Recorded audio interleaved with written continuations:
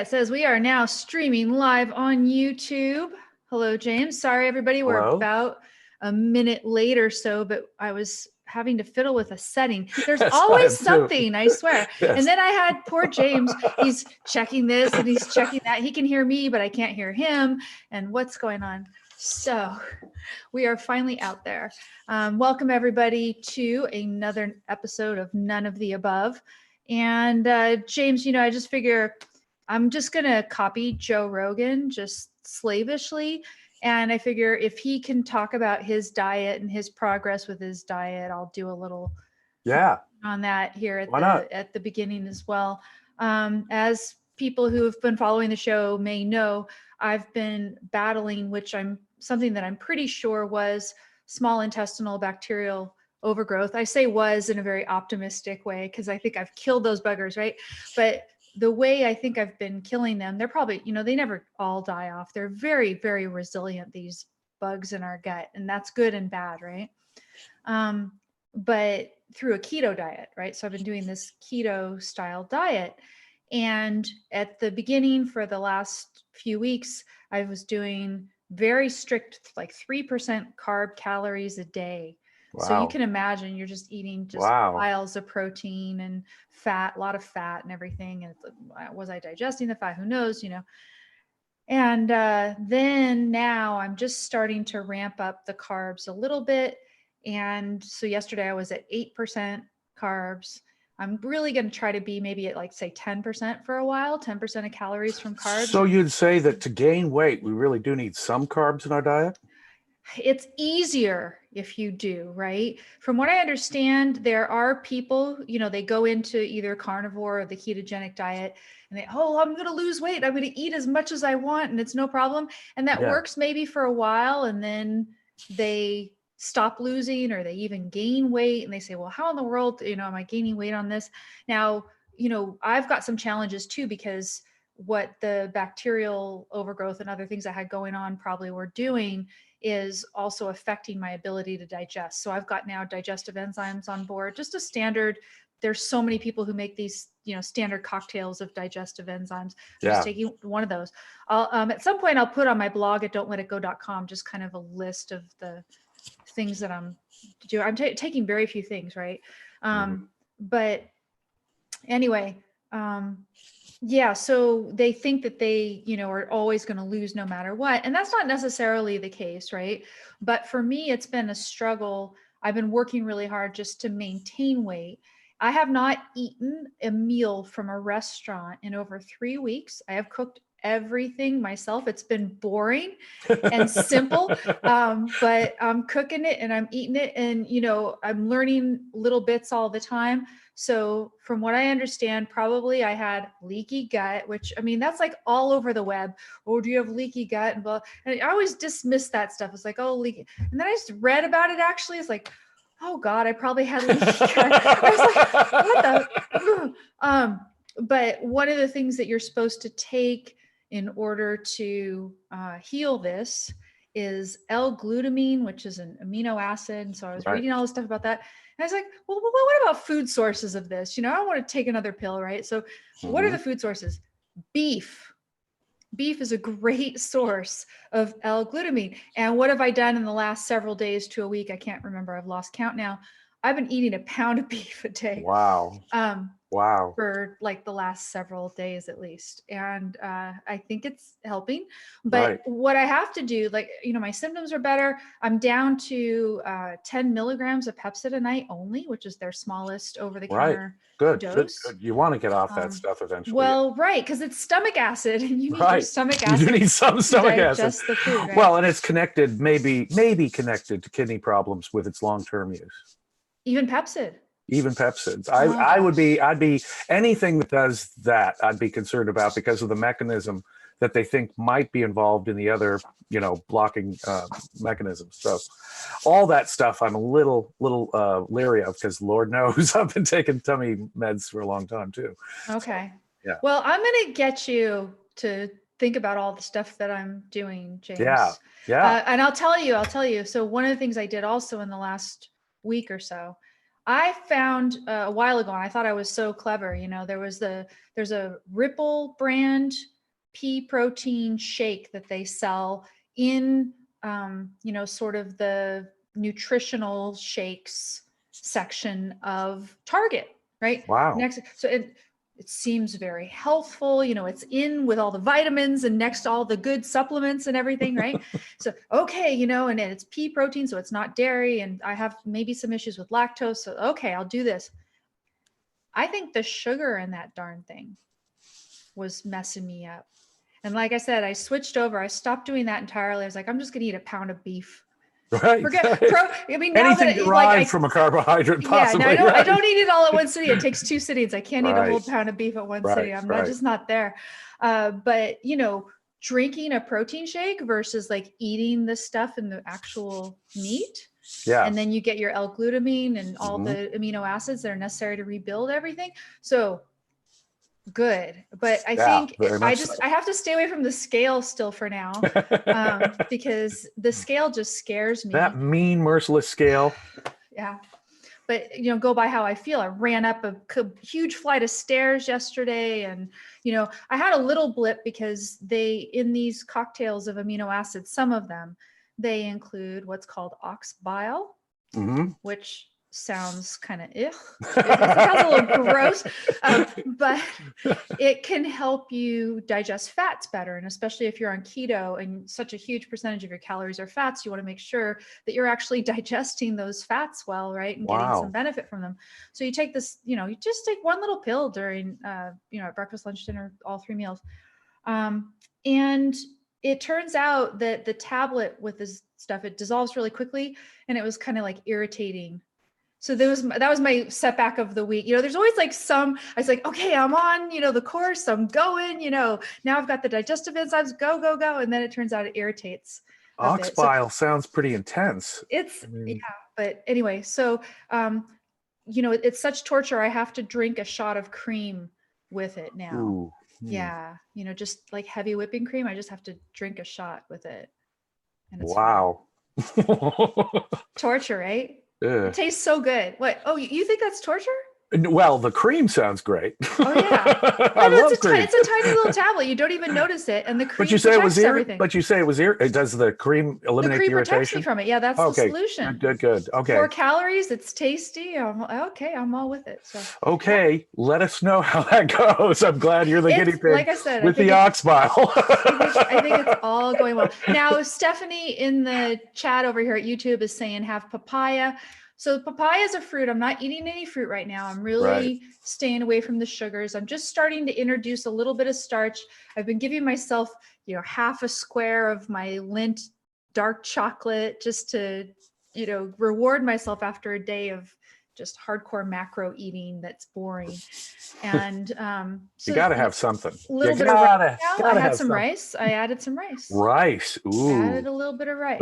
Bold rice. Well, that's what shot me up to 8% from like 3%, right? Right. Just a half cup serving of rice, just tons of carbs, I guess. Right. I was talking to a carnivore friend, and I said, with someone else there present, and I said, pastries have got to be the worst thing. He says, no, rice. Rice is the worst. Why is rice well, it depends what kind of rice, right? There are some types of rice that are the devil, basically, in terms of digestion. Right. And it's, if you go to an Indian restaurant, they serve you basmati. And that's one of the harder ones to digest, for example, which is sad. Short grain rices are typically better. An exception is jasmine, and jasmine supposedly is the easiest to digest, but you have to eat it freshly cooked only. Don't chill it and reheat it. Don't reuse it because it gets resistant starch built up in it. You learn all this stuff. Imagine all this stuff I've had to learn. Wow. And also you not only rinse it, which is always good practice with cooking rice, but you pre-soak it.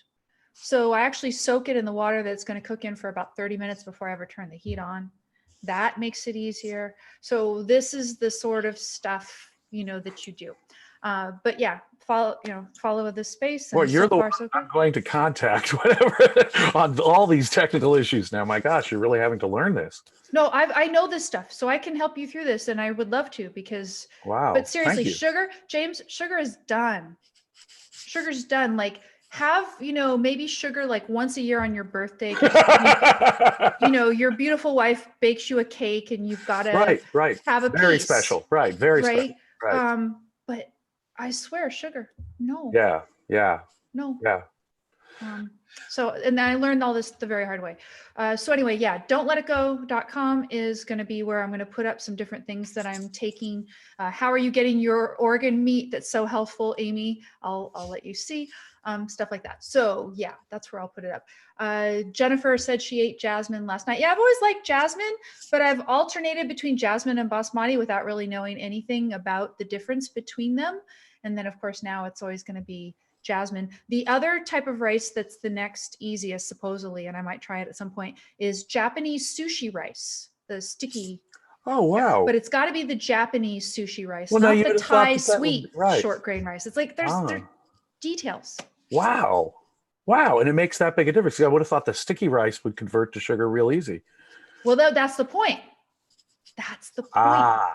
See, you know, and this is it. You want it to convert to sugar very easily and not have what they call resistant starch if you're concerned about things fermenting in the gut. And remember, that's the whole principle, right? It's this fermentation potential that you're trying to minimize. So carbs, certain carbs. Now, sugar can be inflammatory, and that's a separate issue. Right. And so you don't want to go nuts even with the easier to digest carbs. So, yeah, it's those blood sugar spikes in themselves are not a good thing because that's what causes the inflammation and actually causes cholesterol to adhere to our arteries, for example, and causes other tissue damage with the inflammation, right? Yeah, the stuff we learn. Anyway, next week I'm going to get real blood work done. All right. So we'll get to see cholesterol and all that kind of stuff, and I'll give you an update again in this space. Stephanie says brown rice. No, brown rice is very hard to digest. Jennifer says, can I have alcohol? Yes, I'm allowed alcohol. As a matter of fact, though, it's funny because I always think red wine for health, and red wine is okay, but I guess there's somewhat of an issue with red wine. And so what I'm told that I could have, which I haven't had forever, is vodka. And I don't dare yet because I haven't even had coffee. I don't have any caffeine right now. I haven't had any for weeks. I tried a half cup like a couple weeks ago and it was still irritating.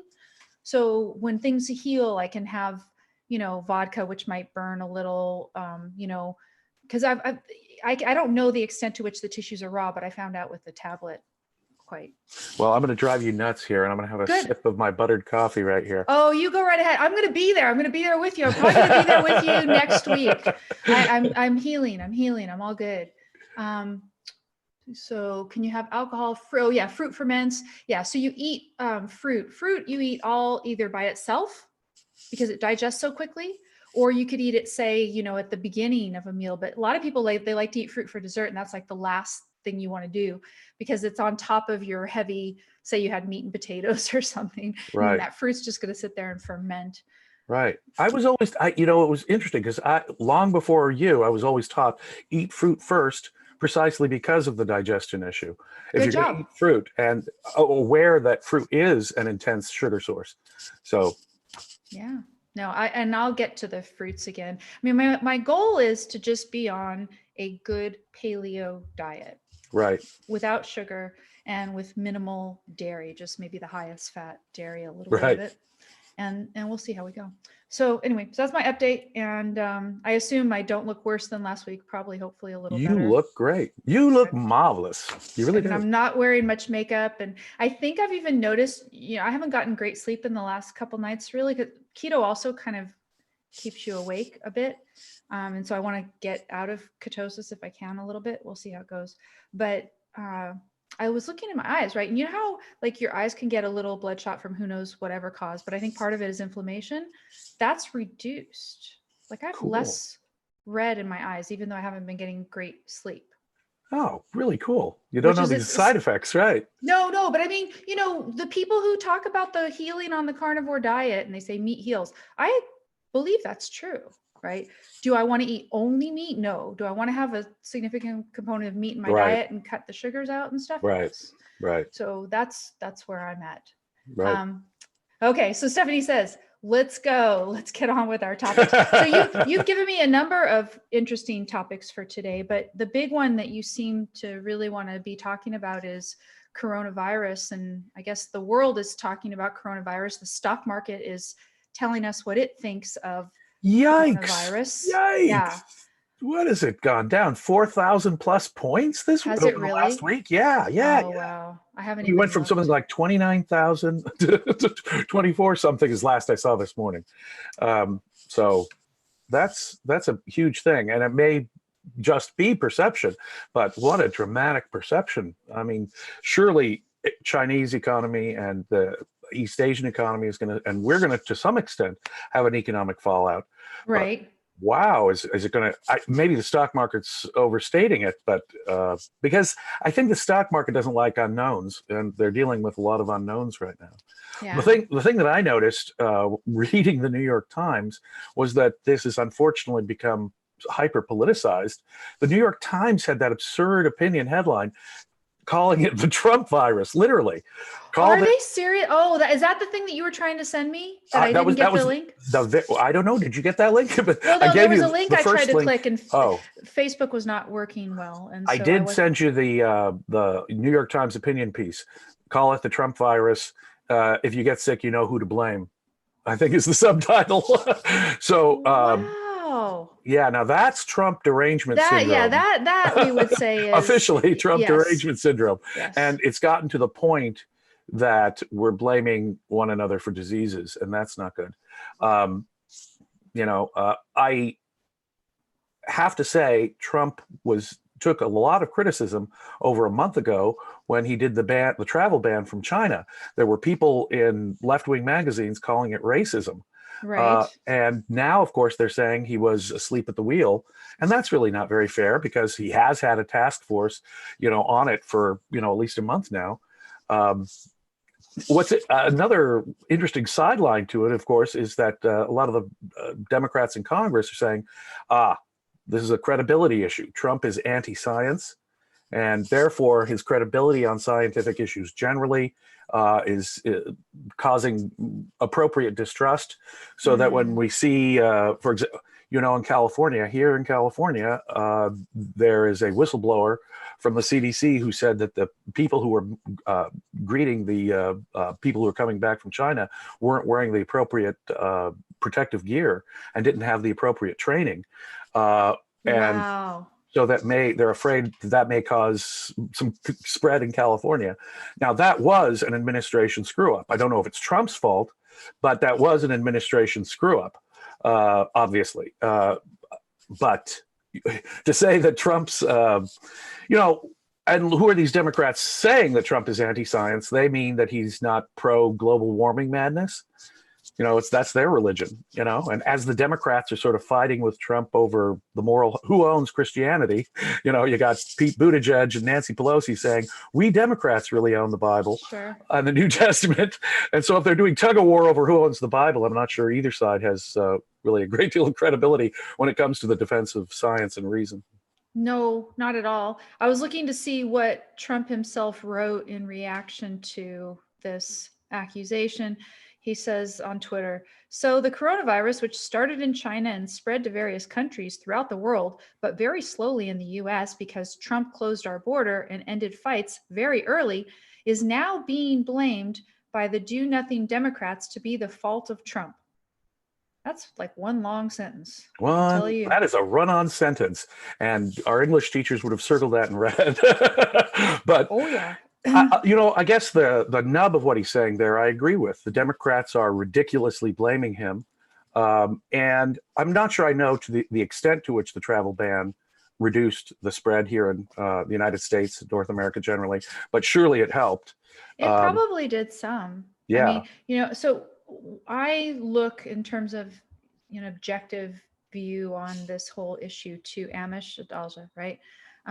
He has been giving like so many interviews, and now he's given a talk, and I haven't had a chance to actually watch the talk yet, but I watched an interview that he did within the last day or so. And actually, I was reading the transcript is what I was doing, but he was saying that basically this is just like the flu, pretty much, as an illness. So you need to take all the precautions. It's transmittable in very much the same way, right? Right. sneezing, coughing, touching Right. our face, touching Yes. things that have recently been touched by someone who's had the, carries the disease. Yeah. And so the thing you need to do is you need to, um, just take all the normal precautions that you do with any respiratory illness, washing your hands all the time and all those sorts of things. The difference, of course, is that they don't have a vaccine for this, whereas they have the flu vaccine. So therefore, it's going to be transmissible a lot more Yeah. in the general population. But he was saying, if you've got a certain amount of resources to battle this, rather than do the quarantines and whatever, which are subject to the type of slip up that you were talking about, where somebody isn't following proper procedures, rather than do that, then you go ahead and spend those resources either with testing or preparation of the hospitals for all the patients that are going to have to be there. Just realize that it's probably going to be out there within the Right. population and try to And get some ready for it. some 80% of the cases are not serious. That is to say, it is just like having, a cold or a flu. Right. So if 80% aren't serious, most of us probably don't have much to worry about, however infectious the disease turns out to be. But nonetheless, even a small percentage of the people who might get it dying is a significant thing. It's a new Yes. source of death. So, and it's obviously people with health conditions and older people and babies and stuff that have most to worry about, but still, it's a serious thing. Yeah. Trump claimed in his press conference that he did with all the government health officials flanking him that we would have a vaccine within 3 months. Again, I don't know if he's just trying to calm down the stock market, because he was surely trying to calm down the stock market. Well, yeah, because he takes, that personally, that if the stock market goes up, it's great for him and it means that he's doing such a wonderful job. And conversely, he can maybe not even say it. Like, I haven't seen anything on Twitter about the stock market crashing. I saw the press conference, and when they asked him about the stock market and the economic effect, you could almost see on his face, well, I think it also had something to do with the Democratic debate and how far left the Democrats are. Mr. Trump, this is the coronavirus. This is about the virus. This right. is about, so he was trying to find other causes for it that aren't very credible, frankly, and it didn't strike me as very credible when he said that. And there is a point there that the Democrats have. Trump does have a credibility issue with his tweets, as far as I'm concerned. And when he says things, even on this issue, that strain credulity, it does not help. Even if he is trying to tamp down a panic, I guess a laudable goal. Nonetheless, he should at least be straight with us about when we can expect a vaccine and the effect on the economy and things like that. Well, there is a group of Israeli scientists, and I shared this link both on Twitter and on Facebook for people who want to find it, but they say that they're going to have a vaccine ready to test at least within 3 weeks. And that would be great. It turned out it was just fortunate, because this particular group of scientists I read in the article, they had been working on a coronavirus vaccine for chickens. Wow. Yeah, because it's, they don't want the chickens, all the ones that they're raising, to either be my food and help me get better. Did you hear that there was a dog in Hong Kong that tested positive for coronavirus? No. Oh, wow. Okay. Yeah. Okay.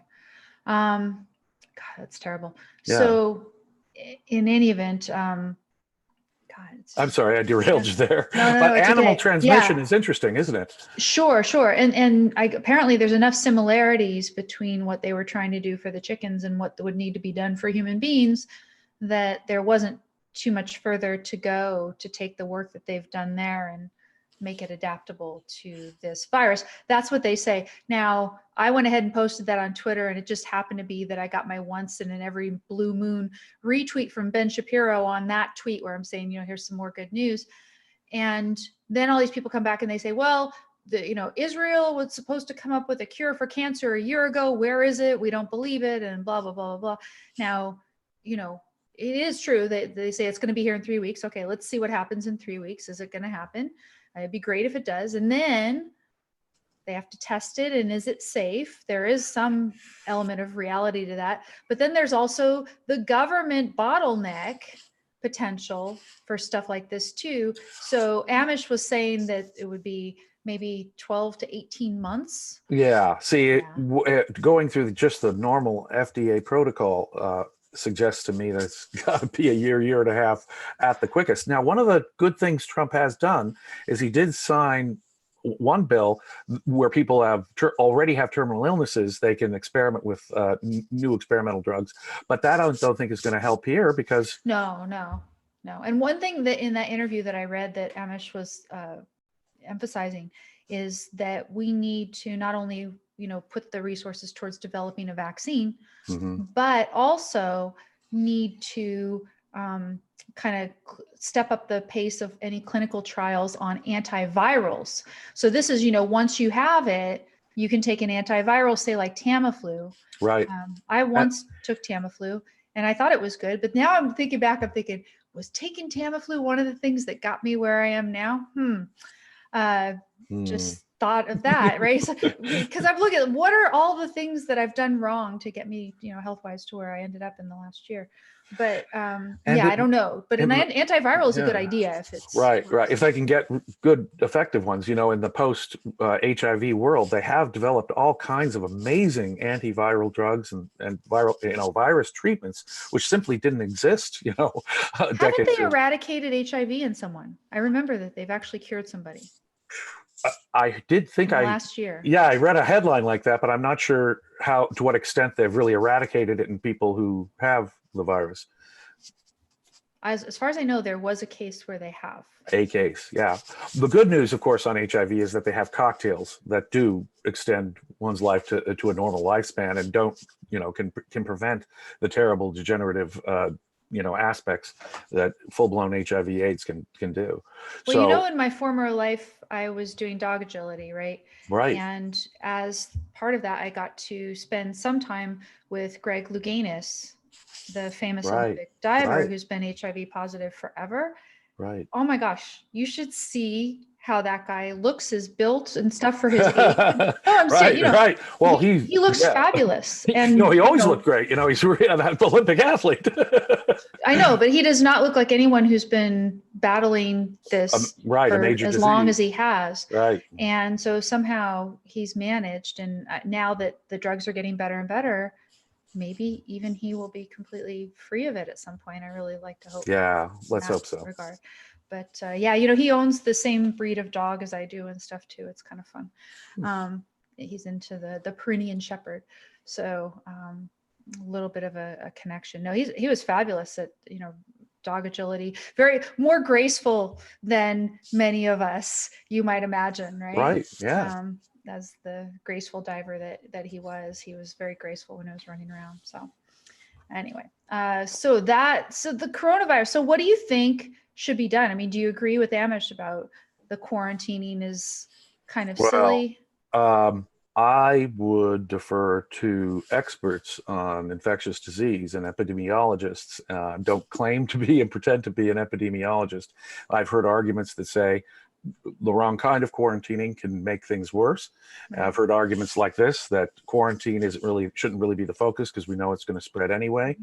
After the first initial waves have been maybe slowed, that's the best you can do with travel bans and quarantining. And if you see the rate at which it's spreading across the globe, we don't know how the concentrations of cases in Italy happened. We don't know. And yet there's concentrations of cases in Italy to the extent that the stadiums there, their football matches don't have crowds. They're just going to have the athletes and the sportscasters. And they've canceled basically opera season in Milan. Wow. Yeah. It's kind of distressing the extent to which it's already in Japan, for example. Basically, they've closed schools for a month. All schools have been closed. That's got to cause some major concern. And, it's those kind of ripple effects that are clearly having the impact on the stock market and getting people to wonder the extent to which this is going to impact world trade. Yes. And that is true. So if everybody stays home and that's it, then there's no productivity for however long that is. But you ask in general, what should the government do? Then there's really two questions. What is the best health approach to the issue, and there, like I say, I defer to epidemiologists and experts in this area. Yes. But then politically, there's a real interesting question for we objectivists, for us objectivists, because there, does the government have an obligation to cure the disease, develop the best treatments for the disease? Now, I understand the government has some role. It is a physical harm that's being caused, and it's transmitted by people. Yes. So in general, it is that aspect of it is the government's job, right? In this, government can, for example, restrict immigration into the country, it seems to me, of people who have infectious diseases that cause real harm. And I'd be in favor of that kind of screening at our borders.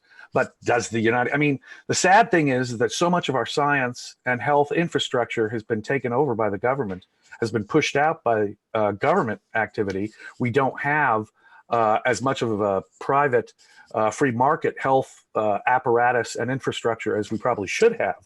And given the fact that the government dominates all things health related so much. I mean, we were just talking about the FDA, for example. Right. I mean, they have to prove that it is both safe and effective, right? When they're in their clinical studies before they'll allow it to be prescribed to Americans. Right. But it's that sort of involvement by government that will lead a New York Times to blame Trump if you get the coronavirus. It's somehow now his fault, because people are set in this mindset that it's government's job to take care of you, including with respect to something like this. And I just wonder how much more advanced our medical technology would be if we did have a free market in, for example, just pharmaceuticals. I mean, and think of it, to the extent to which America is just about the last place that has a free market, some kind of free market in medicine. The United States produces most of the new drugs, most of the new therapies, something like 80, 90% plus, and I'm not exaggerating, of all the new drugs and all the new therapies come from the United States, where we still have a for-profit pharmaceutical industry.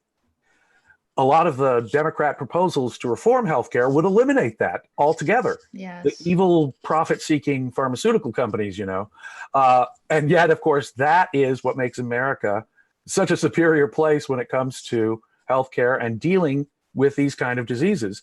You mentioned Israel. I bet they're good too, but the United States and Israel probably together. Well, supposedly there's someone here who's also developed one. That's cool.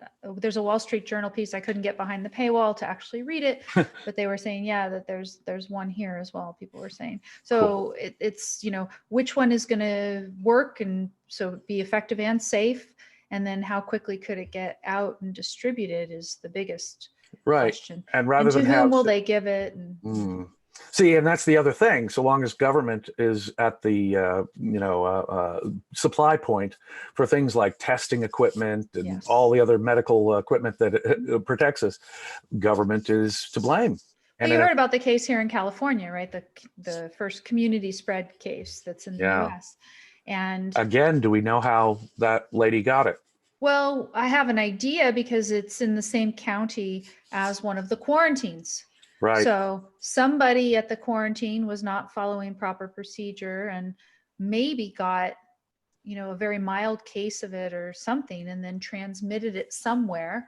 I think it's still the case. I should check, what his latest kind of evaluation of how it's spread and everything is. But from what I understand, it doesn't survive longer than 15 minutes on like a hard surface. Now that's great news. That's what he said a couple of weeks ago, but I haven't checked to make sure because that's a lot of these viruses can last for days on certain surfaces. Right. So that's a really good thing. That's so if that's the case, right, and then we're just really concerned about staying away from people who cough and making sure that we wash our hands and all those things, and right. I saw the study, the further away you are from someone who has a cold or a flu, and presumably including coronavirus, the less likely you are to get anything from them, right? Yes. And they say that at about 6 feet or so, the drops off really considerably. Yes. So if you can maintain 6 feet away from someone, and this is the primary reason. This is the primary reason, James, that I am not going to go to Bernie Sanders rally on Sunday. Oh, darn. I was hoping you'd go with me. I was going to wear a protective, bio hazmat suit and wear a mask and protective gear. Oh, Amy. That would have been pretty savage of you, James. That is hardcore. That is really hardcore. No. To go to a Bernie Sanders rally wearing a MAGA hat, that's got to be the most hardcore. Yeah. No, I don't think I would go to an event like that right now. No. Well, but that brings up a good issue and a question that I think is on people's minds right now, Amy. What if it is Bernie Sanders? What if it's Bernie Sanders versus Donald Trump? Here we have in Bernie Sanders. Now, there's a really great argument that Democrats make that say, Republicans even make it sometimes. Bernie Sanders is only different in degree, not in kind, is he? Sure, he wants, to unplug all these things in a revolutionary way all at once. It's true he wants Medicare for all. But aren't the Democrat proposals just easing us inch by inch in the same direction? Well, Jennifer in the chat room doesn't think so. She says she needs a hazmat suit around Bernie. Right. If socialism is contagious, you really don't want to catch it. Definitely no. So I posted on Facebook, I got the image, the promotional image for the rally. The rally is Bernie Sanders and Public Enemy. Right. He has Public Enemy shilling for him, out there. So it's going to be this big rally, Los Angeles, only in LA do you have something like this. In the poster, it's all like this hardcore graphics and stuff. So I post, can't wait, and all these people who peg me as some leftist, they're thinking maybe I'm serious or whatever. Right. And it's good to yank that sure I put my little haha react at the bottom. You shouldn't have done that. You shouldn't have done that. It's good to just yank leave them hanging more. Exactly. Yeah, exactly. You want to toy with them on that. Anyway, No, but it's a real issue. I mean, here we have someone who has praised Fidel. It may just be difference in degree, not kind, but here we have someone who honeymooned in the Soviet Union, who praises Fidel Castro. Even today, he says, hey, it was a great education. Sure, say shot people and dismembered people. And sure, anyone with sanity fled the country, of course. But, they had a wonderful literacy program so that they could teach the communist propaganda. I saw a really funny meme on that one, too. Bernie Sanders, I think it was Babylon Bee or something. Bernie Sanders praises Southern slave owners for their housing program.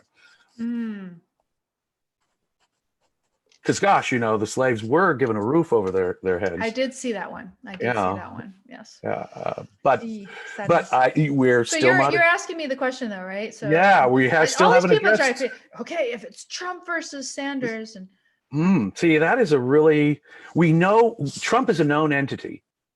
The way Ayn Rand put it in 1972 when she voted against McGovern, which is, I think, the best way to put it.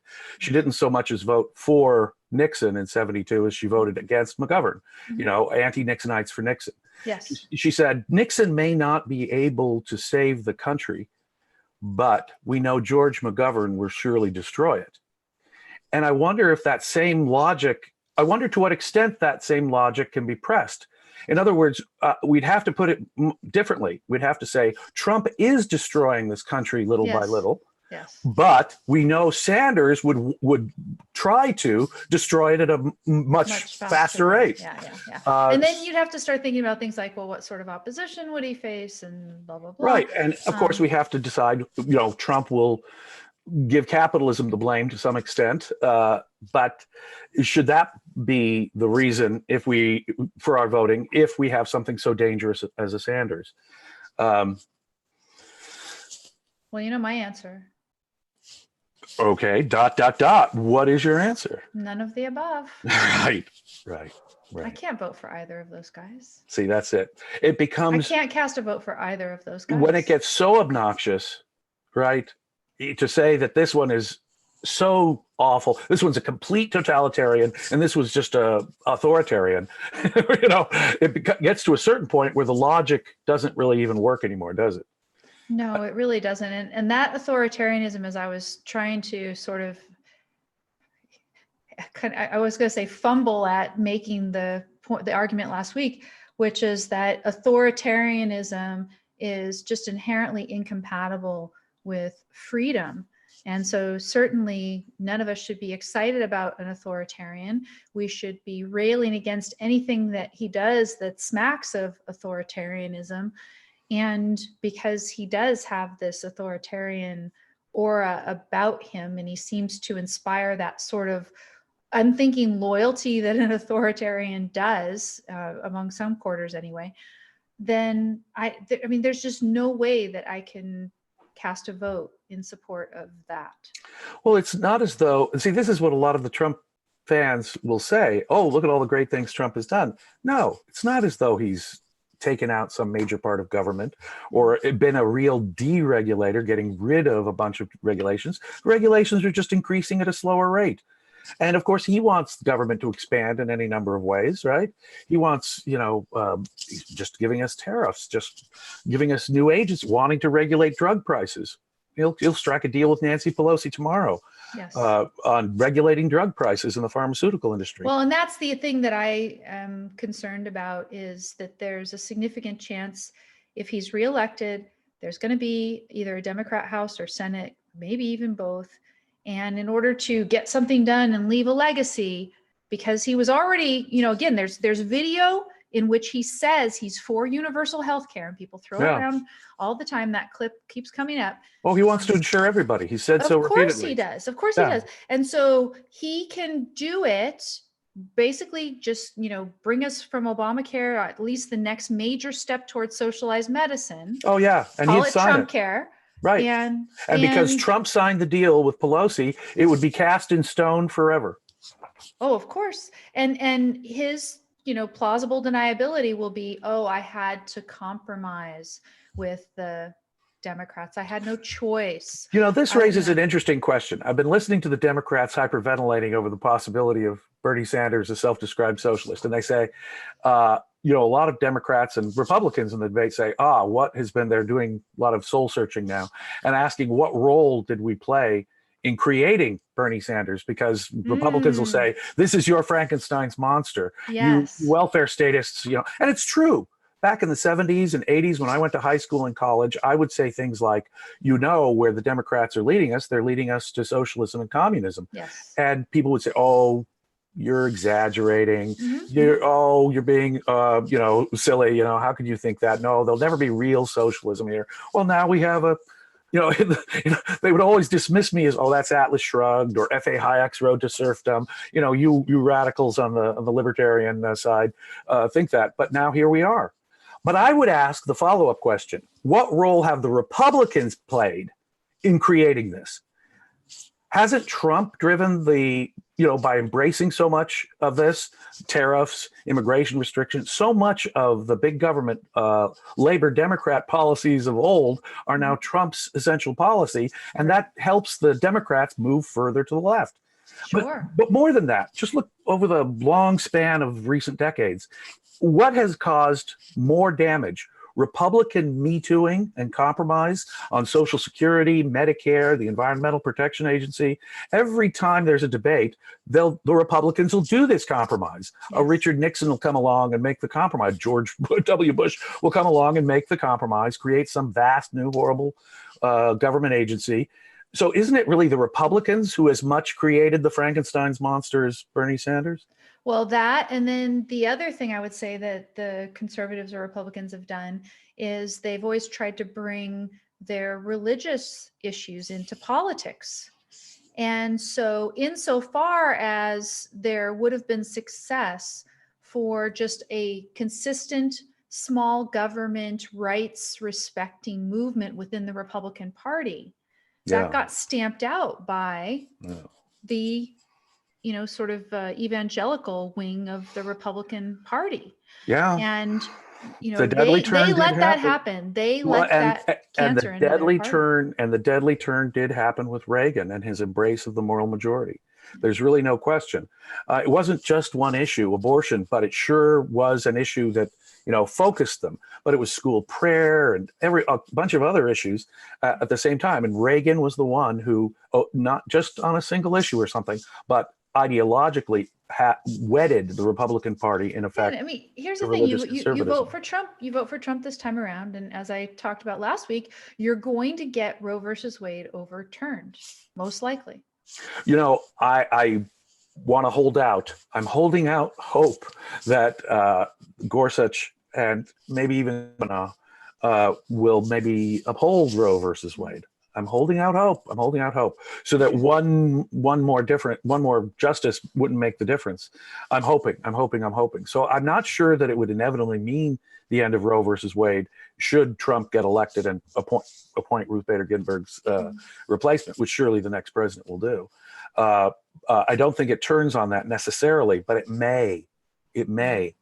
But then think about the Supreme Court justices that Bernie Sanders would nominate. They would tell us that welfare is a right. They would find some penumbra and some Ninth Amendment excuse to say that we have to provide material support for the poor as a matter of constitutional duty. Yes, I know. And so what we are pushed into is this false alternative. And decades ago, and amongst subjectivism, this used to be the refrain all the time, was that the Democrats want to control everything between 9 to 5, basically harness all of your productive effort for the state. And then Republicans want to control you on evenings and weekends, right? So right, exactly. So, do you want to be controlled 9 to 5 or evenings, weekends? There's going to be some sort of state control over you and your life. Of course, Ayn Rand had it really well identified here. One side wants to control your soul and the other side wants to control your body, because each side thinks basically that's all you are. Yes. And how about none, right? Right. State well, I'm a whole being, right? I have a mind and a body. And both should be left free. That's right. Both need freedom. Yeah. So that's my answer. None of the above. I couldn't vote for either of those guys. I think it happens to not be very important in California anyway. Right. I was kind of thinking, I'm scratching my head, like, Public Enemy's from the East Coast, right? And they're coming all the way out here to California in advance of the primary, I guess, because Bernie's got to clinch, I guess, the primary win, so that's why. But he certainly is not going to need any help in the general election here. And so it's not going to matter if I vote Trump versus Sanders. You were saying that at least one of the houses of Congress will be in Democrat hands. There's that vote. Should Sanders be the nominee, there are Democrats who are very much concerned that they will lose the House and have no shot at taking the Senate, and that all the down ballot elections are in jeopardy if Sanders is the nominee. Mm-hmm. You look at certain polls, and it does look risky for them to nominate Sanders. There are a bunch of Democrats who might be alienated by Sanders, but surely the lion's share of independents are not going to vote for Sanders, and they're never going to have a chance of getting many Republican votes, which they do need some. And so when you just look at the demographics of it, Sanders could be devastating to the Democrats in terms of not just losing the election, but would he jeopardize their position in California, for example? Sometimes I wonder if the very worst thing that will happen when we've got this Trump-Sanders is not really, because either one of them getting elected sounds like it's got a bad thing. It's pros and cons to it. I was gonna say pros. What's the pro? I don't know what the pro is. They're both bad in different ways. But the worst, I think, just imagine what those debates are going to look like. And can you imagine though how nasty the street level fight it would be? Sanders versus Trump. We're talking some pretty intense people on both sides.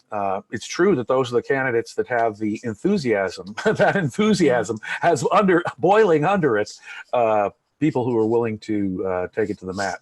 We're gonna have a socialist who really pushes the ideas such as healthcare as a right, versus Trump, who's going to have absolutely no ability to answer and is going to, resort to ad hominem or who knows what.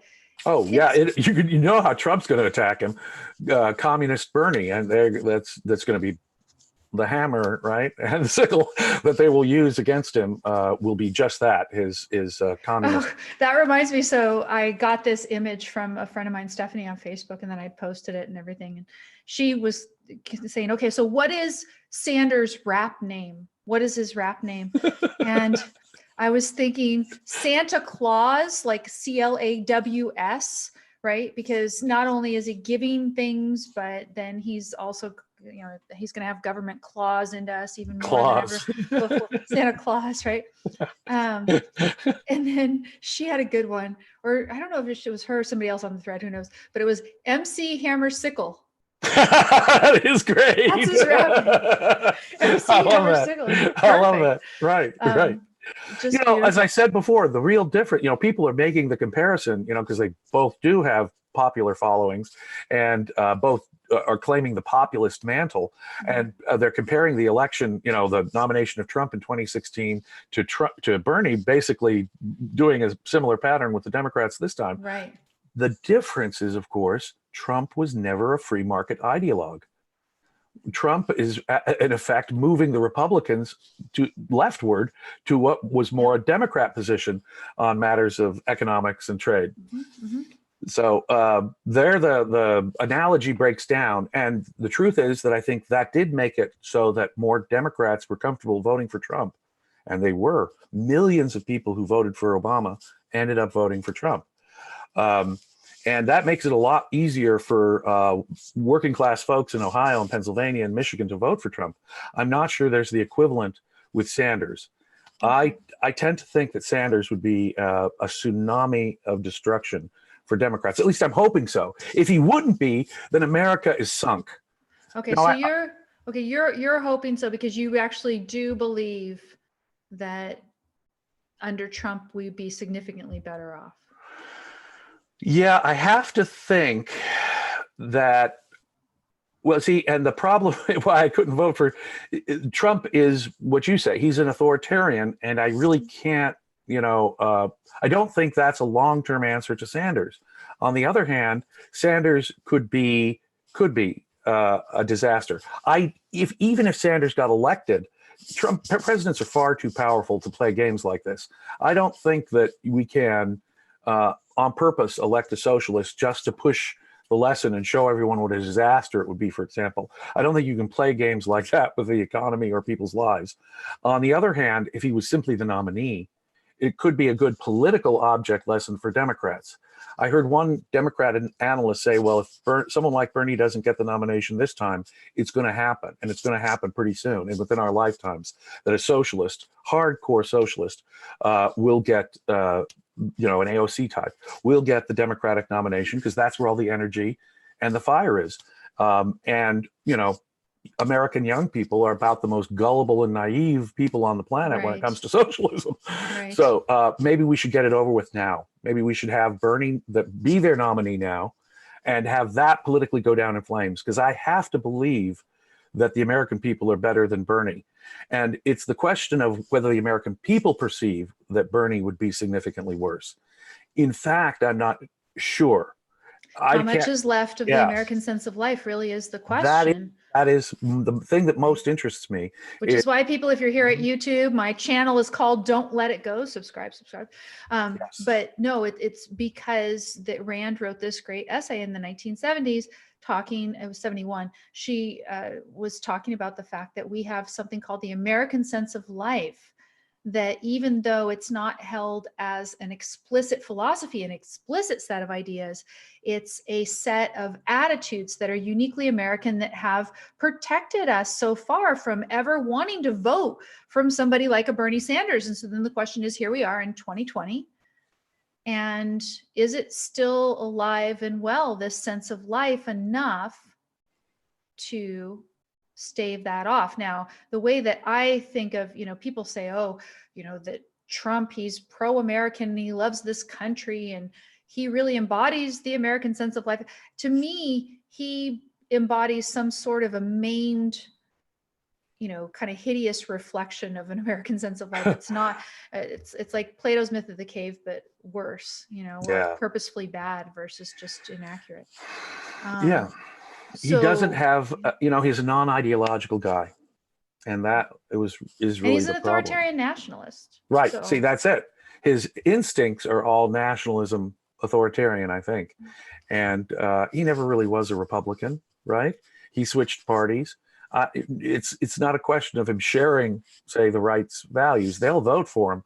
He's given them their nominees to the courts, and so it doesn't much matter what else he does. I think the right will vote for Donald Trump, and Donald Trump's policies may actually give him an inroad into Democrat sectors, working class sectors of the demographic.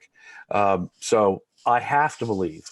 I, I don't know. Maybe it's just an emotional subjectivism on my part, because if it isn't the case that America would reject Bernie Sanders in a huge landslide, then I think we're much further along the path toward destruction than I previously imagined.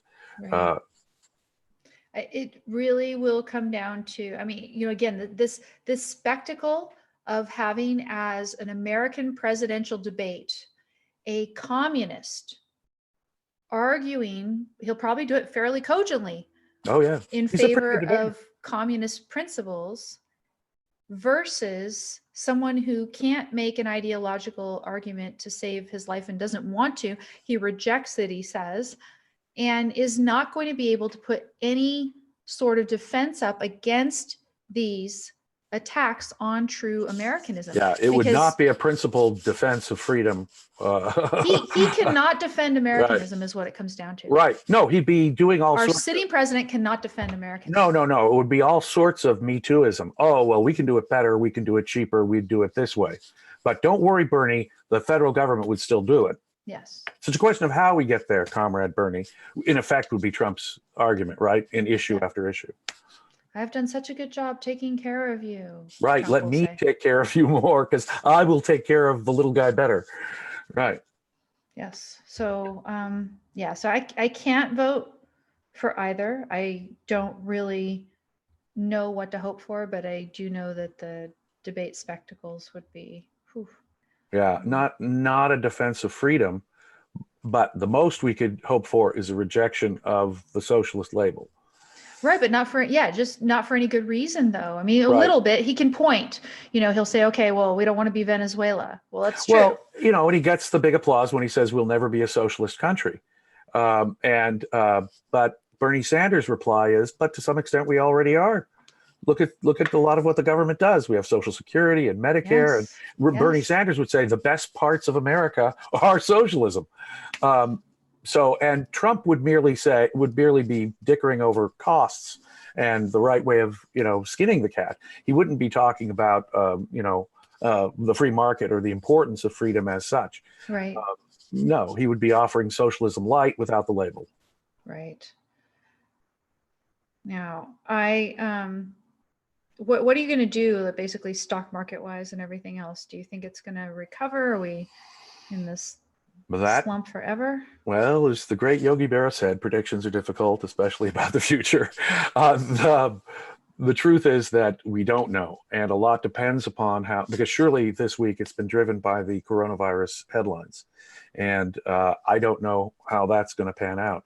Now, we talked to Dr. Keith Weiner a couple of weeks ago. America, the American, in fact, the world economy is very fragile, it seems to me. And we have a president who's not doing anything to improve it. He's jawboning the Fed to get the right interest rate and what he thinks is the correct Fed policy when there could be no such thing. And he's giving us $1 trillion, a year deficits. So we know the damage that Trump is going to continue to do, it seems to me, to the economy. But would that have come to a head but for coronavirus right now? I don't know. So can it blow at any time? I think so. Will this coronavirus panic at some point abate, and will the stock market resume going back up? Could be. I don't know. One thing they were saying is that just like all respiratory illnesses, there's going to be sort of waves of when it's more active, and that's not as much in the summer months. So eventually we're going to get there, and things should get a bit better that way and give time to maybe ramp up and get a vaccine going. Yeah. And to the extent that an economy is dependent on trade with China, obviously it will feel an effect. And the stock market is not just reflecting that, though. I think the stock market is also reflecting the unknowns, as I say, because they just don't know. And so a lot, when you ask me what is going to be like next week or 2 weeks or a month from now, a lot will depend upon how those unknowns are filled in. So basically it's coronavirus and election right now. Right. I scanned the New York Times, and the only thing they had is I can't believe this. They had a story about someone searching for toilet paper that doesn't have a tube in the middle because that's more environmentally friendly. There's a whole story on the front page, as you might call it, of New York Times about that. Everything else that obviously deserves front page New York Times coverage. Otherwise, it's all election or coronavirus. Well, okay, so Turkey.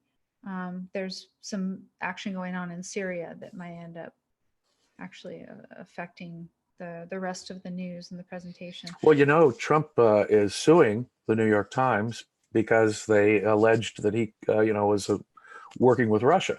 And so he's suing them for libel, and he filed suit this week. And he says more lawsuits are coming.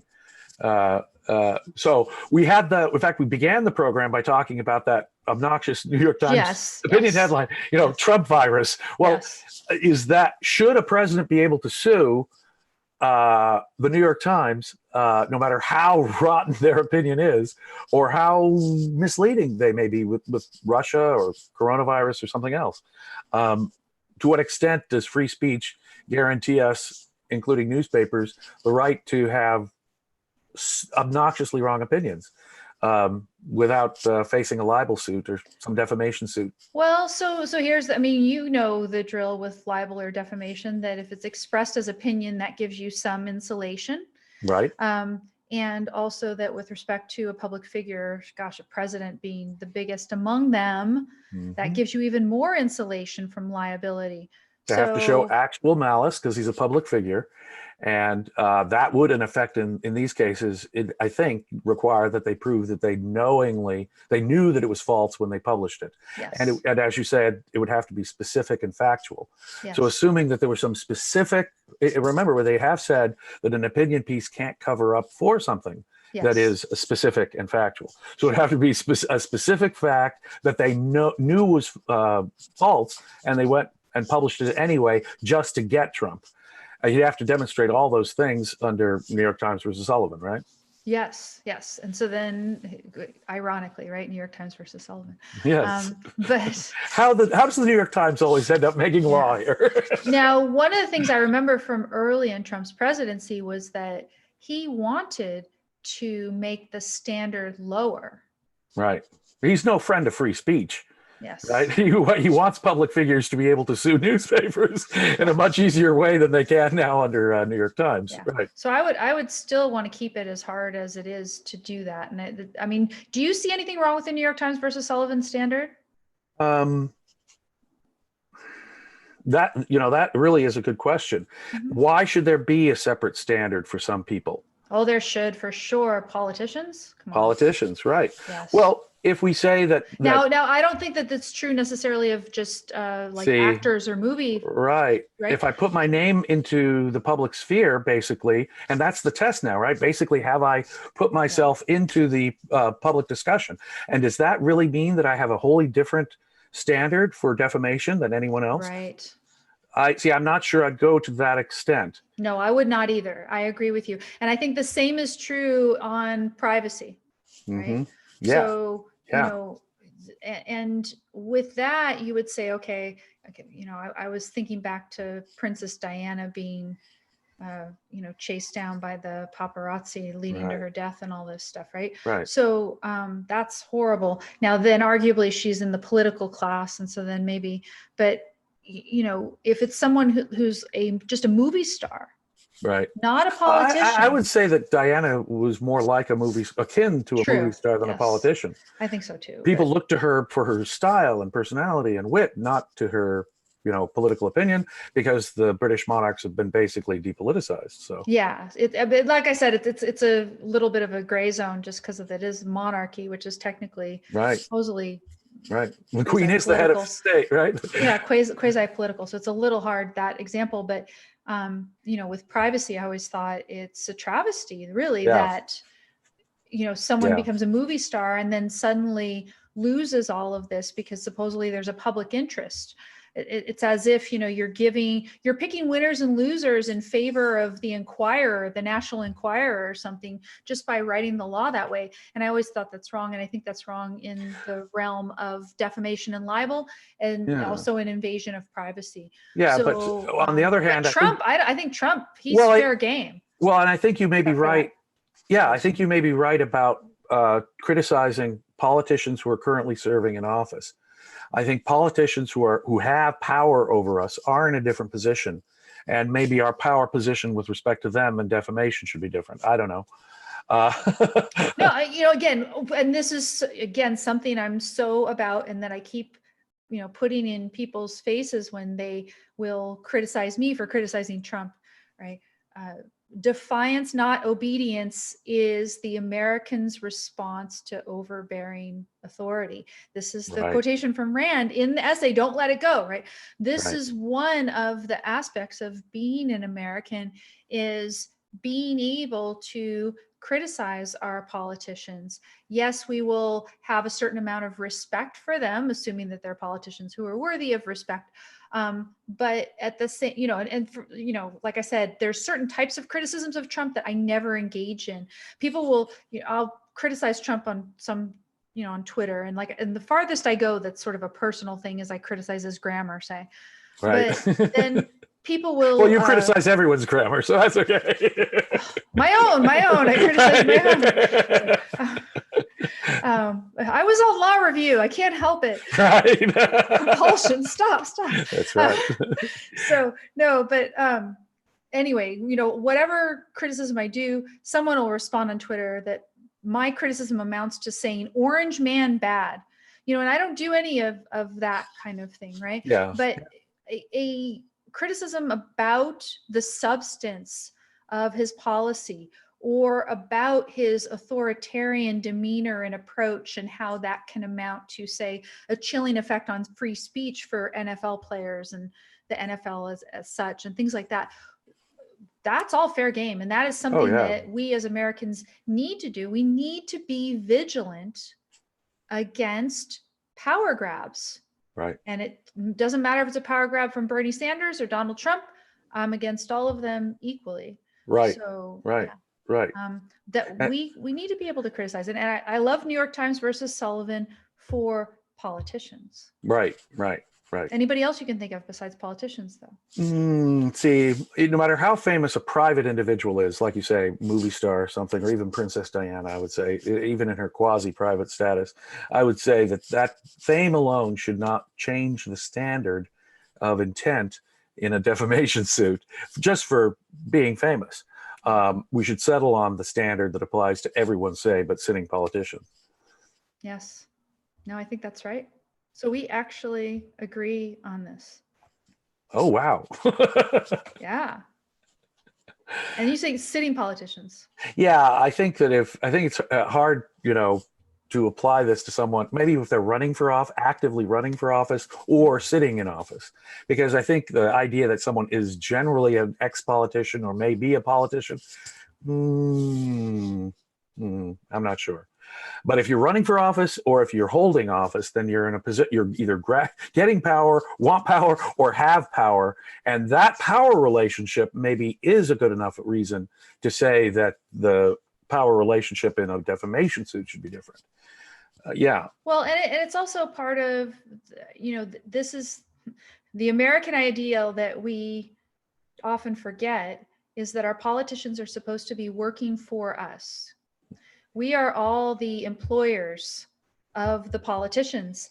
And just like I believe, right, and again, I've got all this work that I've done on privacy for decades. And, one of the things I believe is that if you're an employer and you want to, kind of invade your employees' privacy in various ways, I think that's your right to do, right? You can make, for instance, employment conditional on the most stringent drug testing ever. Or it could be, while you're at work, all of your emails and everything else. Or even it could be, you have to wear the little chip, the tracking device thing everywhere, whatever it is, right? And there's a lot of places where I think employers morally shouldn't be doing the thing. Right. But I would say legally they would have a right to do it, right? It is a contract, and within wide parameters, they should be free to have an employment contract that defines all that. Sure. Yeah, but so then there are probably some moral limitations that we would want to affect, even with regard to a sitting politician, a president. Right. Right. So, like, for instance, they shouldn't have to wear maybe a house arrest bracelet on their ankle or something, right? That would be too invasive of their privacy. I don't like house arrest bracelets at all. No, but I think those are really cheesy, because what we're saying is the law. I say the law has been broken, so I want to monitor you pending trial. It's not so serious that we can't let you out, but we still want to sort of monitor you. Mm-hmm. Well, what kind of a, if it's so serious, you put them in custody. So you're against those anyway for anybody, basically. Yeah, I don't like the whole idea of monitoring people with on their ankles or something, wrists or something, or at the chip to know where they are at times. Yeah, is more invasive. The thing you'll hear now is there'll be some kind of a chip, a tiny little thing they can stick in your hand or whatever, and that'll get you in and out of certain rooms at your place of employment. And so you're shining your little chip. But if the chip is really there for my convenience, like I'm flashing it to open a door or something, that's one thing. But if they can monitor me and track my whereabouts, I think they can do both, right? That's kind of scary to me, and I really don't like the idea of the government tracking us. Yeah, and so then the question is, because I believe that there's a broad latitude that we as the employers of our president should have, say, with respect to criticizing him or different things, with respect to his privacy. So for example, his tax returns, certainly we do need to know what connections he has, what obligations he has in terms of debts and things like that, ways that he might be manipulated by foreign actors and all those sorts of things.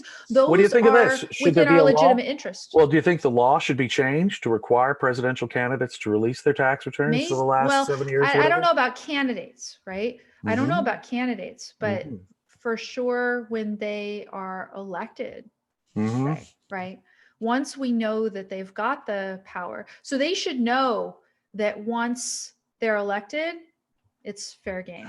It does seem reasonable. So, you can sit there and try to run and knowing that you've got this horrible skeleton in your tax returns. Right. But it does seem reasonable to ask the financial connections and interests of our presidents, doesn't it? Yeah. It makes perfect sense to know. Now, counter argument, right? Counter argument could, sorry, I always do this, but the counter argument could be, I'm a lawyer, I can't help you. Stop.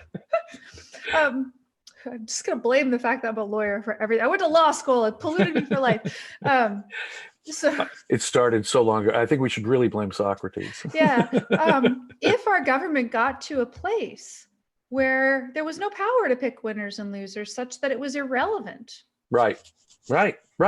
So there's so much that's economic the tug of power, war there, right? Yeah. The government has so much control over the economy and over our personal economies and personal lives that, hey, I want to know if there's a conflict of interest or something that would give him an interest to affect my interest. Yes. We have a reasonable demand of our politicians, since they have so much power over our checkbooks and wallets. I mean, you could say it could still be relevant because it would give, for instance, the president the motivation to appoint a judge that would be more sympathetic, say, to Russian defendants or something. Right. Well, of course, in an ideal world, there is no income tax. So the issue doesn't come up that way. The whole idea of the government asking us to fill out a form and saying, these are all my sources of income, these are my dependents, these are the income producing expenses I had this year, or these are the charities I donated to. That is the most invasive, intrusive, anti-privacy thing on the face of it. The mere fact that the government is asking us this, the mere fact that they're collecting this information on millions of Americans, they say, oh, isn't it a shame someone hacked the IRS computers? No, this has been sitting out there waiting to happen. We've been giving, extending our neck, handing them a knife, and then saying, oh, it's not inevitable that we're going to get our throat slit at some point. Well, that's absurd. Yes. It's like the FISA court logic. Yes. Just abolish the damn thing. Of course you're going to have abuse. It's an ex parte, in secret proceeding. It will inevitably be abused by the government. It's like Obama and the tax audits, right, of his enemies. Well, Nixon did the same, and other politicians have used the IRS to go after their enemies, just like Obama did. Well, that's inevitable. You have this power there. It's going to happen. It's like being surprised at gravity. You let go of something, it hits the ground. No, it's inevitable that kind of abuse will happen. Give the government that power, it will happen. Yes, and that's really the problem. So it might be the case that if the government didn't have so much power, there wouldn't be as much that we would need to know about personal finances. And again, like you say, if there's nothing to a tax return. Perhaps this is part of Senator Ted Cruz's idea that we should have the postcard. He just doesn't want people digging into his stuff. Right. Well, income tax is particularly obnoxious. It's not only taxing our productive activity, but it's requiring us to provide all of this information to the government, and heaven help us if we're wrong, because if we lie to them, we can go to prison. It's totally unjust, unfair, invasion of privacy, and an assault on productive activity. No, it definitely, the amount of time and everything just to complete the taxes every year is terrible. So Josh Akella here in the chat room. Hello, Josh. We love you. You are awesome. He is a productive member of a state legislature, which is an amazing thing to witness, because it's very rare. Yeah, but he's good for him. He says this. He says he agrees that Sanders winning would mean we have lost the future of America. So, yeah, there's one sense in which, yes, it would. If you are having Americans vote for Sanders, that would mean a complete destruction of the American sense of life, such that someone is voting for a socialist. But then the question is, why would they be voting for him? Might they be casting a vote against Trump? And in some cases, I couldn't blame that necessarily, although I could never bring myself to vote for a Bernie Sanders. If they're voting against... Yeah, hold the phone. If you're voting against Trump and you're allowing yourself to vote for Sanders as a reaction to that, then I'm not sure about your anti-Trump motive in the first place. Well, but again... You're an authoritarian, and that's not what you're objecting to in Trump. You've got the authoritarianism. Right. You've got... No, and this is, again, where I blame Republicans, right? Because the Republicans they could have not given you this false alternative. That in order to have smaller government, you had to give up, say, reproductive rights and other rights. See, Republicans are just as responsible, at least just as responsible as moderate Democrats in creating Bernie Sanders, in my mind. Yes, I think that's true. They've been ever since Reagan. Ever since Reagan, if you're going to choose. Have they had an articulate defense of individual freedom and the free market? Do they have a rights-based defense of capitalism? Have they really tried to give a moral and practical argument as to why government controls are bad for America? No, they don't. Like I've said before, even Ted Cruz, who was so articulate on the floor of the Senate in September 2013 when he was filibustering Obamacare, right? And who was reading out of Atlas Shrugged on the floor. Do you remember that? Yeah, I do. Yes. On the floor of the Senate, he was reading out of Atlas Shrugged. He is smart, intelligent, I believe. Yeah, he has brilliant lawyer. Read Rand. He's got a lot at his disposal. And then he's in a discussion with Bernie Sanders about healthcare. And he cannot answer the most basic assertion from Sanders, which is Sanders says healthcare is a right. All right. And he punts the first time. Sanders traps him again, makes him try to answer it, and he says something wimpy about access and blah blah blah. Right. That's right. And the Republicans really do have to take on the moral issue. They have to say, look, whenever you claim that something is someone's right, you have to ask yourself, at whose expense? Whose head do we put a gun to extract the resources for this? Right? Who do we enslave, in effect, to make this possible?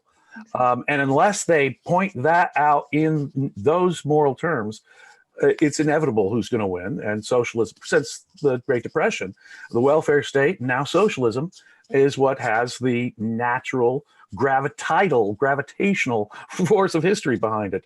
And the Republicans are just going to be, fighting the tide so long as they don't stand up and give good moral arguments for the free market and individual freedom. So, I was thinking of some of the various qualities of Americans and the American sense of life that Rand talked about. And the one that my mind keeps coming back to is, she said, mostly Americans are anti-intellectual. That really, and the reason that they are is because insofar as people have been giving cogent intellectual arguments, they tend towards socialist or communist type arguments. And so imagine that this is what we have to hope for, right? What we have to hope for is that there's some component of the American sense of life that is blamed on rejecting seemingly valid logical arguments from Sanders because he's not going to get any challenge, real challenge from Donald Trump. Right. That's what we have to hope for in order to say, okay, there's some element of the we have to hope for the continuation precisely of the anti-intellectual. Precisely because Trump is no free market ideologue. It doesn't create a clear, right? What it does is it says, well, would you like some wishy-washy, welfare statist versus someone who puts the capitalist socialism label on himself? Yes. That's really what we'd be testing. But if America would be willing to seriously entertain Sanders, then we are pretty far gone. I have to agree with the legislator there. That would be the RIP America as far as I'm concerned. Well, by next week, we are going to know more about these primaries, right? I guess South Carolina's coming up, got California coming up. Right. Super Tuesday has got Massachusetts, Texas, California, 13 other states. So a good chunk of the delegates will be decided on Tuesday. We should know by Wednesday, at least a good portion of some of the most populous states. Yeah. Yes. And particularly who gets the Democratic nomination, because I assume none of the challengers for Republicans are putting up anything that's whatever happened to William Weld? He's still on the ballot, like in California, for example. As a Republican or as a Libertarian? As a Republican. Okay. The Republican ballot that came to this house still had William Weld on it. So. Okay. Right. Nice. Yeah. I mean, that would be nice to vote for, at least as an option. Not that we'll ever really be given it, but would it let the cat out of the bag if I said I voted for someone else just to send on the Republican ticket the message, because I figure that's probably the best thing I could do in this context. Yes. Send to the Republicans the message that I would prefer someone else, someone more dedicated to freedom and individual rights and Americanism. Not to say William Weld is a perfect vehicle for that. It's just better than Trump. Voting for a Republican other than Trump on a Republican ballot may have some communication effect. I don't know. Yeah, and that's the thing. Can you send a message by your vote or your non-vote?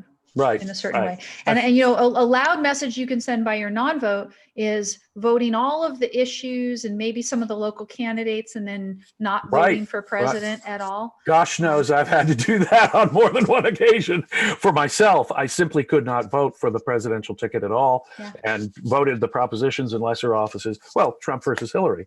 Yes. I didn't see any real difference there. So, no, I just didn't vote for the top office. And then but voted again, for everything we're else. in California. We have this sort of Right.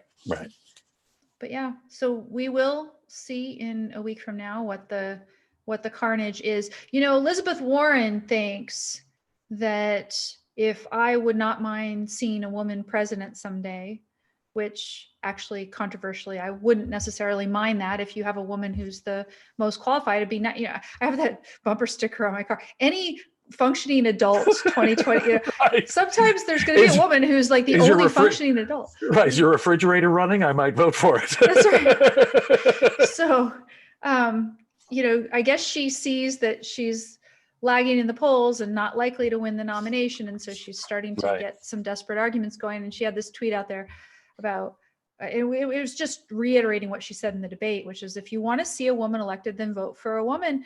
So, I mean, I guess my duty as a woman is to go and vote the Democratic you'd ballot be betraying for your two her. X. Yes, you'd be betraying your two X chromosomes. Yeah.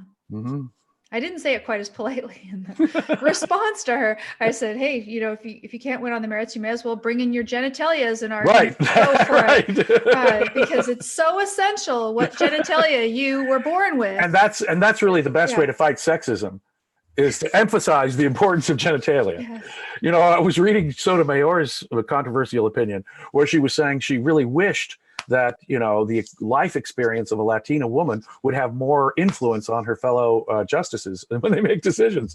But that is just solid bigotry, isn't it? Wow. Oh, I mean, it really blows me away that the way to respond to bigotry and racism and sexual discrimination is with more bigotry, sexism, and racial discrimination. I am grateful to Sotomayor for that one little thing that she said in United States versus Jones, and nothing else. Nothing else. Yeah. There's just nothing else.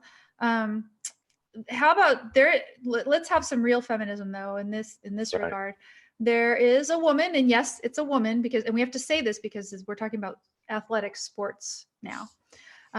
There's a woman in North Carolina, well, young woman, you know, I guess high school age, and she actually won the state wrestling championship over guys, over men, or, you know, boys, right? But now it's the lightweight class. It's the 106-pound class.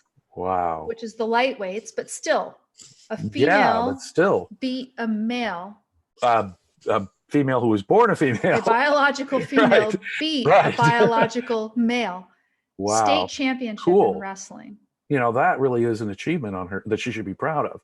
So this is she, you know, the poor girl, right? And she's, wow, I'm so excited. I did really well. And I guess I'm a role model for people. And that feels weird. She's young, you know, she's suddenly she's this role model because she just kicked butt, right? Yeah. Good for her. And I'm saying she should be a role model for Elizabeth Warren, because Warren's out there. Well, I'm a female, so therefore you should vote for me. No, go out there and prove you've got it. Like this girl who's 17 or 15 or whatever she is, she just kicks some butt. Go do it. Right. I mean, it's surely it isn't sexism to say, and it's really wild that we live in this world where transgender females are allowed to compete with people who are born female. No. That's just wrong, because surely it's not sexism to say that men tend to have a lot better, you know, more upper body strength. Women may have other, you know, physical advantages over men, maybe endurance or something, but surely men have, just because of the hormones, and look at their shoulders and look at their chest, they just have stronger upper bodies. So for her, you know, a biological female to be competitive, much less to win against guys in something like wrestling, really is quite an achievement. Well, and I mean, I don't know, because I don't know wrestling, and I could have to watch and analyze, and I have no idea, but I'm speculating that she won not because of sheer physical strength, that there's something about techniques and training and practicing, and that she was able to leverage the strength that she had in a way that her opponents were not. I think strength is a factor. I think you're right. Obviously, there's you know, how you do it. Technique is a huge factor, and technique may be the winning factor. Right. But let me suggest that if you're not strong enough to compete with those male wrestlers, just play around with a wrestler sometime, and you know these guys can take you down, because they do have awesome upper body strength, and they do know how to focus it. So I'm impressed just at her ability to. I was really impressed. And so, like I said, when I first saw this headline, I had to go and look and make sure that it was indeed a biological female, and yes, it was. But it was in again that very light class. So she's probably some tiny little 5 foot tall thing. I wouldn't take her on. A beast. I'm not challenging her, no matter how tall she is. Okay. Well, you know, next week I was going to set up a match for you, but oh well. Thank you. No. Another time. So, hazmat suit, Bernie rally. I'll see you there. Yeah. Right. Power to the people. Okay, everybody. We're going to call it a day. And I ended on some good news. Imagine that. And I got to end on good news and insult Elizabeth Warren in one story, which I think was just quite very efficient. Yeah. Yes. So see you Sunday. Don't miss it. We got to go see MC Hammer Sickle. Hammer and sickle. And everybody else, you have a great week until we talk to you again. Okay. Take care.